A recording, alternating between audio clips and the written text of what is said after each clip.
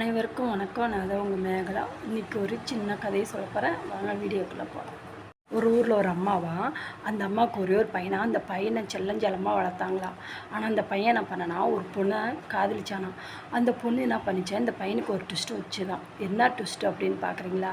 அவங்க அம்மாவோட ஹார்ட்டை எடுத்துகிட்டு வரணும்னு சொல்லி இந்த பொண்ணு சொல்லிச்சான். அப்போ தான் நீ என்னைய உண்மையிலுமே காதலிக்கிறியா இல்லையான்றதை நான் நம்புவேன் அப்படின்னு சொல்லி ட்விஸ்ட் வச்சுச்சான். உடனே இந்த பையன் அவங்க அம்மாட்ட போய் சொன்னானா. சொன்னோடனே அவங்க அம்மா, சரி உனக்கு என்ன செய்ய தோணுது, அது எது சரின்னு படுது அதை செய் அப்படின்னு சொன்னாங்களாம்.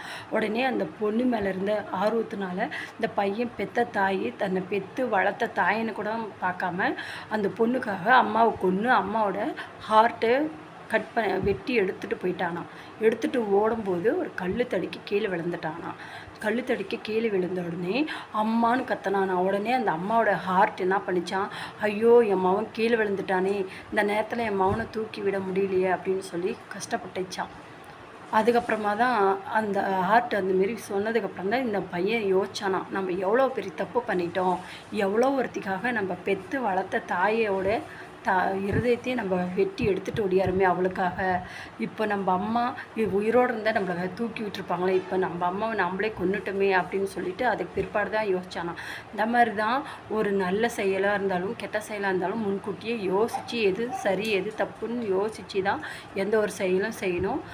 அப்படி யோசித்து செய்யாத செயல் தவறான இந்த பையன் எப்படி தவறான முடிவு எடுத்தானோ அதேமாரி தவறான இதில் முடியும். அதனால் எந்த ஒரு நல்லதாக இருந்தாலும் யோசித்து செயல்படணுன்றது இந்த கருத்து மூலமாக நான் வெளியிடுறேன். இந்த வீடியோ பிடிச்சிருந்தா லைக் பண்ணுங்கள்.